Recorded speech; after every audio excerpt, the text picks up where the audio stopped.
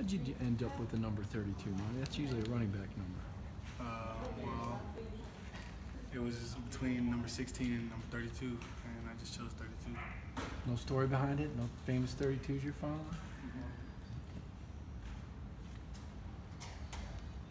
Well, how would you assess the linebacker competition? Obviously, it's something we've been following and writing about a lot, but you're writing as well. How do you assess it?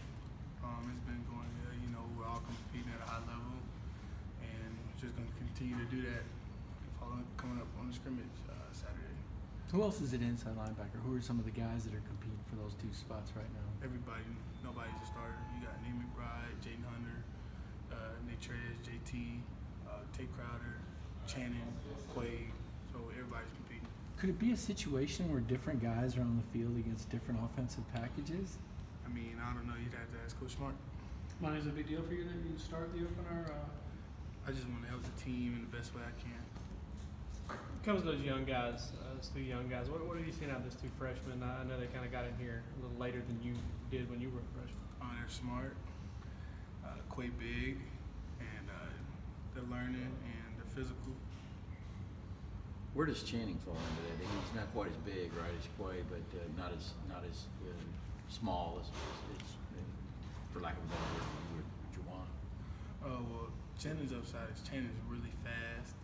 Channing's physical dude, he'll hit. So, you know, if he'll hit, that makes up for a lot of. What does Nate Trez bring to the huddle? Nate Trez? Nate Trez is a vocal leader. You know, he obviously has a lot of experience playing here.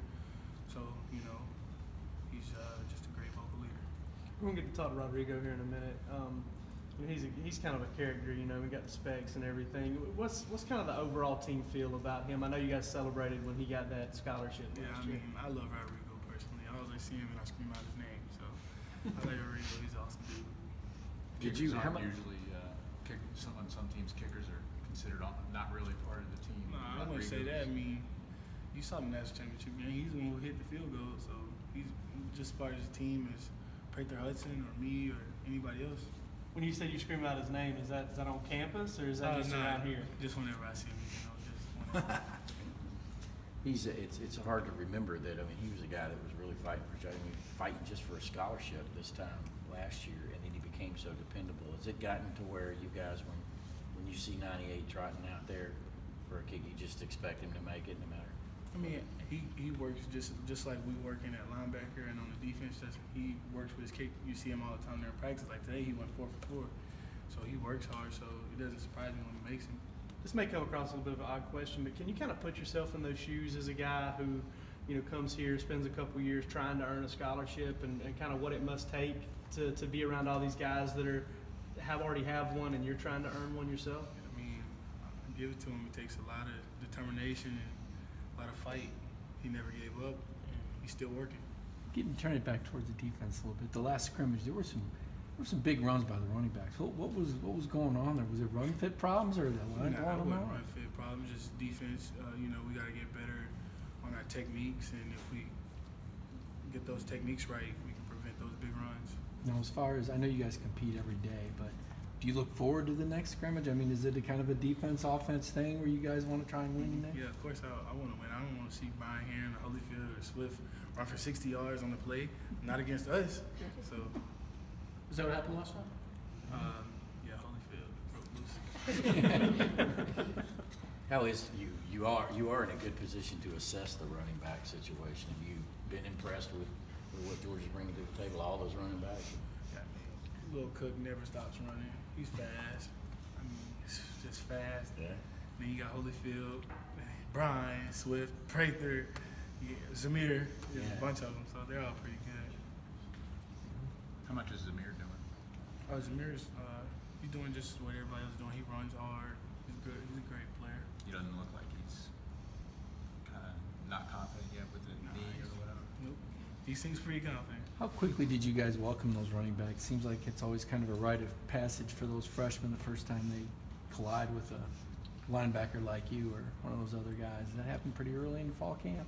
Yeah, I mean, welcome just like when I got here, I was welcome, so it's not a big difference. You kind of lit up about Cook.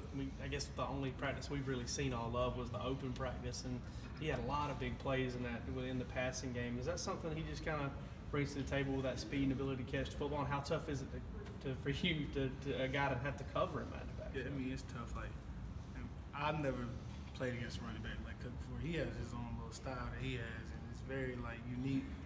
Yeah, he's very tough to cover, and you can't be looking at the quarterback when you're covering him, or you're gonna watch him complete the pass. Haven't had to do it for the past 12 practices. I mean, is it a situation where you're kind of ready to pass that responsibility off to some other team to have to cover him in a game? No, I like the challenge. Did you guys, was Roquan hanging out with you guys a good bit during his holdout? Was he in town? Yeah, he was here in the training room doing treatment. Did he give you guys any, I mean, probably thought he was ready to be in Chicago. Was he at a practice on occasion watching? Or Yeah, he was at I don't remember what practice, but he was at a practice. any good pointers that he gives? Or?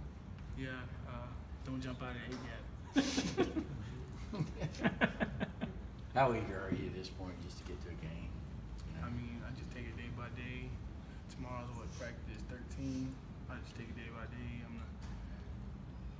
This is our second game, Saturday against Georgia, so I'm looking forward to that one. I know you guys stay pretty focused on what's going on here, but do you hear what's out there? I mean, I know in the media we keep getting asked about South Carolina and guarantees. I mean, is that something you guys are aware of but just don't talk about, or? To be honest, I'm not really aware of it. I don't look at that kind of stuff. So You talked about some of those freshmen. I mean, being one of the older guys at the linebacker position now, how have you kind of tried to help them get acclimated and be a leader?